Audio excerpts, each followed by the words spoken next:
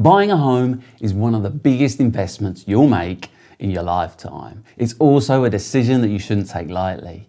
You may have heard the phrase, buying a house is one of the most stressful things that you can do in your life. While this may be true, it's also one of the most rewarding things that you can do, and I'm sure a start of an exciting new chapter in your life. However, with all big decisions, there's problems to be overcome. Hi, my name is Stephen, and I've bought and sold many residential and commercial properties in the UK, the US and Australia, and I've learned a thing or two about buying properties along the way. So that's why I wanted to share with you these 9 biggest mistakes you can make when buying your own home, as I wish someone had told me about this before I bought my first home. Number 1 is not understanding leasehold and freehold. Getting to grips with the difference between leasehold properties and freehold properties is an important consideration when it comes to buying your own home, because this is going to directly impact what you can do with your own home and the additional expenses that you will have to pay. With a freehold property, you own the land that the property sits on, as well as the property itself and the airspace above the property up to 500 feet for an unlimited amount of time. And that's why some people in London are just selling their airspace rights for a stupid amount of money. With leasehold properties, you only own the property itself, not the land it sits on. That's owned by the freeholder. You also have to pay additional expenses with leasehold properties. You have to pay ground rent, service charges and sinking funds. You also have to ask the permission of the freeholder if you want to make any alterations to your property. You only own the property for the duration of time dictated in that lease, and then the property passes to the freeholder. You can ask for an extension of that time to the freeholder, and they will charge you an amount of money for that extension, and there's laws about how much that can be charged. But the longer you leave it to ask for that extension, the more it costs to give you an extension. And this can be quite expensive, especially in expensive areas like in London, where property prices are high and lease extensions can then be quite expensive when there's only a few years left remaining on that lease. Leasehold properties with less than 75 years remaining on the lease will find it difficult to get mortgages on those types of properties. This is because lenders want to see at least 50 years or more remaining on the lease at the end of the mortgage term, and terms in the UK last for at least 25 years. And share of freehold and virtual freehold are leasehold, no matter what any estate agent tells you. Essentially, they're leasehold properties. You've got no freehold, you've got the same rights as leasehold. All it means by those is that they're quite long-term leases. They might be leases that are 999 years. So really, you don't have to worry for a very long time about lease extensions and all that type of stuff. But you've still got the issues with ground rent, sinking funds and service charges that you have to pay as additional expenses with those types of properties still, because they're leasehold. Number 2 is poor research. House hunting can be a bit like trying to find the perfect outfit for your style and budget. When we're looking for an outfit, we'll be considering things like the material, the colour and the style. And when we're buying a house, we'll also be thinking about the location, the features it's got and the budget. But equally as important is researching the local area. Checking out the local schools, transport links, local amenities and the crime rate in the area is critical before committing to buy a property. Consider the location in relation to your work, schools and other important places that you might want to get to. Research the local traffic conditions and get a sense of the neighbourhood at different times of the day. I recommend going there in the mornings, in the afternoon and then again in the evening, ideally maybe during the rush hours and maybe the school run, to get an idea of what the local area is like and the local patterns of traffic at these different times of the day, and to see if they're acceptable if you were to live there, and how this would impact if you were commuting to your work and getting back to your home. If you have kids or you're planning to have a family, researching the local schools in the area is an important consideration. You can also go and check the Ofsted rating for these schools in that area and understand from the school's website the catchment areas, because distance comes into play when it comes to schools, and if that property is outside the catchment of certain schools, it means it's going to be a bit harder to get into those schools, and other schools you're within their catchment and therefore you're likely to placed into those schools a lot more. So it might mean that you want to narrow down your focus into which streets or which area to go to certain schools if that's a priority for you, if you've already got kids or you're planning to have kids in the next few years. Determine if the local amenities will meet your needs. So go and check out where the local shops are, where the local restaurants are, what other amenities are available, and see if these types of things are going to be suitable for the lifestyle that you want. Check out the local community centres and sports clubs to get a sense of the local community and whether it would be easy to meet new people. Research any planned or ongoing developments in the area, and this can be done by looking at the local council's website. There may be some large-scale developments that are happening, and all these types of things can impact the future value of your property. You may also be able to find out about new amenities and services that are coming along which may improve the lifestyle of living in that area. Number 3, not getting an agreement in principle. An agreement in principle is a mortgage offer that allows you to understand how much a lender will lend you based on your income and expenses. This agreement in principle will give you the maximum purchase price that you can buy when you're looking at a property and give you the confidence that you can actually go and get a mortgage based on your income and expenses for that particular type of property. Without one, you may find that you're wasting your time looking at properties because they're properties that are outside your reach financially. And other people that do have one in place will then be able to leapfrog you and get in on that property because you don't have one yet. Your offer is going to look worse than theirs because you haven't got an agreement in principle ready to go. You've then got to start looking for a mortgage, and that's to the seller and to the agent are going to look like a weaker offer than someone that's got all of that stuff lined up before they go and make their offer. Worse still, you may find that you're not able to secure an agreement in principle because you've got adverse credit at this time or other issues that may be affecting your ability to get an agreement in principle. Agreements in principle are pretty easy to do. You can either do them direct with major lenders, or you can go via a broker and get one done in around 24 to 48 hours if you provide them all the information around your income and your expenses. Number 4 is your credit score. It's vital that you check your credit score before you apply for an agreement in principle because you want to make sure that your credit is up to scratch and you haven't got any adverse credits on there, any county court judgments that might be outstanding, so then you can pay off these debts before you make your application, and then you're more likely to succeed. A rejection will further impact your credit score and make it harder for you to get a mortgage. It'll also give you the opportunity to improve your credit score if you do it well in advance because you can then reduce the amount of credit available to you, and this will improve your credit score, making you more attractive to lenders. Number 5, no survey or the incorrect survey. Mortgage lenders will always require a mortgage valuation done on a particular property to understand if the price that you've agreed for it is a fair price in the current condition. But it's a mistake to rely on this mortgage valuation and think that that's actually a survey that you've had done. So it's up to you to arrange to get a more comprehensive survey done if you want to check for defects. It can be tempting to just go with a basic survey, but it's important that you understand the difference to determine which survey is applicable based on the property that you're going for. There's 3 different types of RICS surveys that can be done before buying a property, and these are performed by RICS qualified surveyors, and the cost will be determined by the purchase price of the property. So RICS Condition Report Level 1. This is the simple and the cheapest option. It shows the condition of the property and highlights any significant issues, and it's good for modern properties in good condition. RICS Home Buyer Report Level 2. This is best for properties that are in a reasonable condition and highlights issues that may impact the property's value. It gives advice on repairs, maintenance, damp issues and anything that doesn't meet building regulations. RICS Building Survey Level 3. This should be used for properties that are older or need fixing up. It will detail the property's structure and the condition. It would also do more thorough checks by looking in the loft and under floorboards where possible to check on structural and roofing issues. A survey is an important step in the house buying process as it can reveal things that you may not have seen as part of your viewing or your own inspection.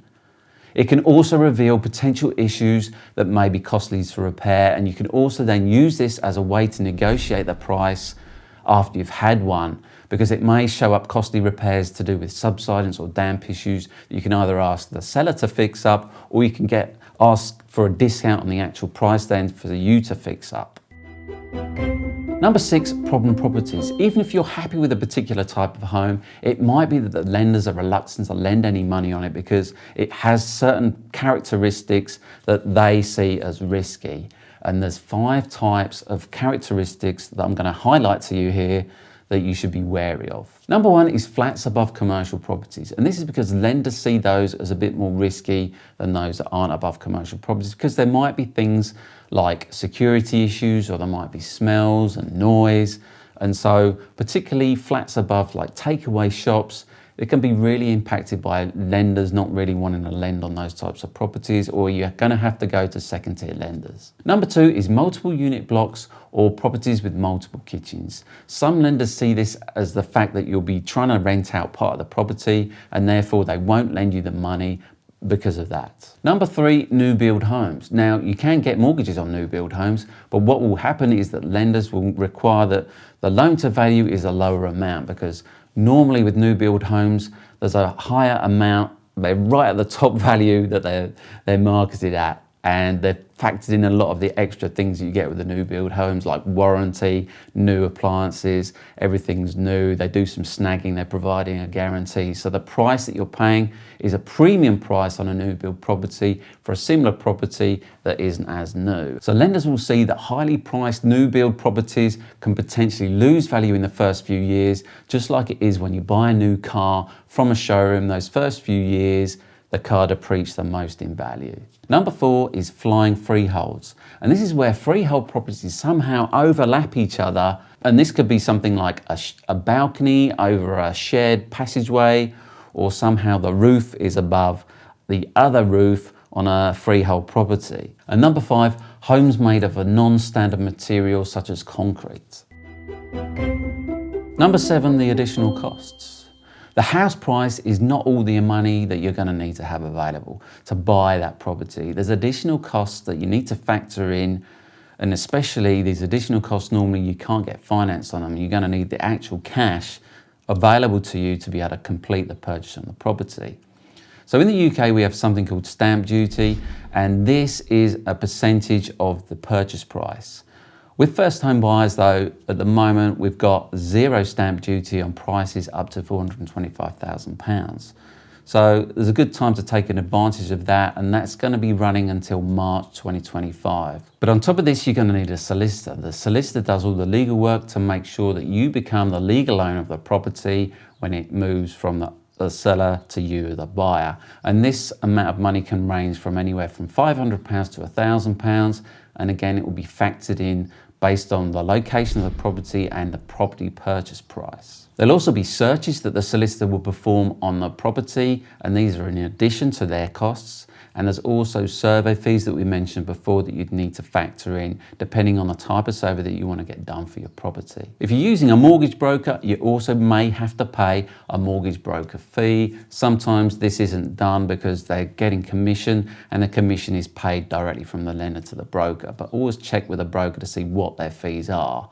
You're also going to need to factor in removal costs. Now, depending if you're buying new furniture or if you've got some existing furniture, that will need to be moved to your new property, and there's a removal cost associated with that. So don't forget that one, and that will be, you need the cash for that. So it's important you consider all these additional costs when you're looking at your entire budget for your property purchase, because some of these costs you're going to need to pay for cash, some you can finance, and it's understanding how much cash you need to put down and how much you can finance. And then you can go confidently ahead in the buying process for your property. Because at the end of the day, you don't want to be struggling to find the money for when these particular costs are due.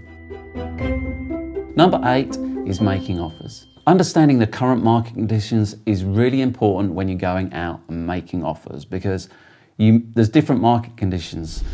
There's market conditions where it's a seller's market, and there's market conditions when it's a buyer's market.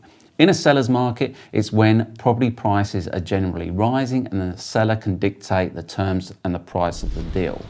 And it's likely that you need to act fast in a seller's market, and we've just had one right now in the UK and generally around the world in the last 12 months. So in a seller's market, the price that's set is generally achieved. And it could be that there's multiple bids on that property, and that the price achieved goes above the actual asking price because there's so much demand from the buyers out there that they're competing with each other, and it drives up the prices even more.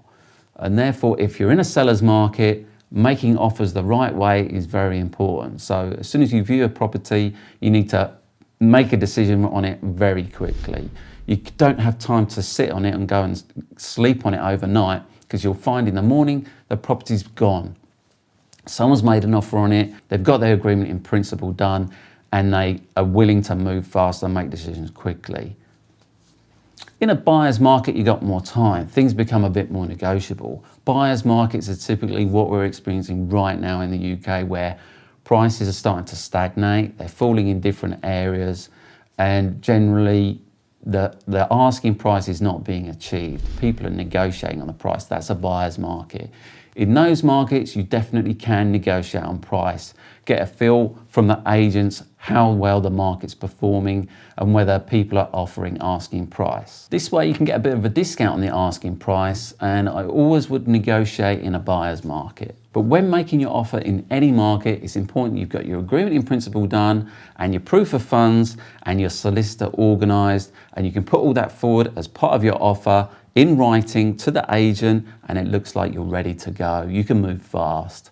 And you're going to go ahead of someone else that doesn't have those things ready with their offer, and they just put forward their offer with a price, but you put forward your offer, your agreement in principle, your proof of funds, and your solicitor's details. You're going to get it accepted over someone that doesn't. Number 9, getting the right mortgage. Lots of people simply turn to their local bank to get the mortgage that they're after. This might seem like a good idea because it's simple, you already bank with them, but you may be missing out on better rates, better terms that you could be getting with other lenders that are out there. Now, to get access to all the other lenders, normally this is done by a mortgage broker who has access to the whole of the market. Mortgage brokers can take the details of the property that you're after, run the numbers on it based on your income and expenses, and put it out to the whole of the market and see what other lenders are out there that can maybe beat the rate that you're getting from your local bank. Now, I made this mistake myself when I bought my first home. I just went to my local bank nationwide and got a loan with them. And that's why I'm advising you there could be better rates out there that you could be getting. Now, there's certain things that you want to be looking out for when you're looking at a mortgage. There's things like arrangement fees that you need to be thinking about, and this will vary depending on the lender and what type of deal that you're looking at. And the arrangement fee is normally tied to the interest rate that you're getting. The higher the interest rate, there may be no arrangement fee, but if the lower the interest rate, there may be an arrangement fee upfront that you can pay, or it could be added to the loan. So those types of things you want to look for. What's the term of the loan? Is it 25 years? Could you get a longer term, 30 years, depending on your age? There's also broker fees that you might need to factor in if you're going with a broker, and the lender may also give you different loan to value ratios. So how much loan will they finance you, which is the mortgage, against the purchase price of the property? So is it 75% loan to the value of the property, or 80% loan to the value of the property? Some may even go up as high as 95% loan to the value of property, which means you only need to find a 5% deposit plus your closing costs, your legal, the stamp duties and other arrangement fees. But be mindful of exit fees. If you fixed your interest rate for a particular period of time, say 5 years, you want to make sure that you're happy to stay in that property for at least 5 years, because if you leave that property within that 5 years, you'll likely have to pay an exit fee, which is normally a percentage of the amount of the loan that's remaining. By avoiding these common mistakes, you'll put yourself in a great position to buy your home with confidence. Buying your own home is one of the most rewarding things you'll ever do, and it's going to give you security and comfort, and potentially over time will appreciate in value. You can also buy a home and rent it out and give others the opportunity for a place to live in and become a landlord. And that's exactly what I've done, and I've got lots of other videos on my channel about being a landlord. So thanks very much for watching. I really do appreciate it, and I'll see you next time.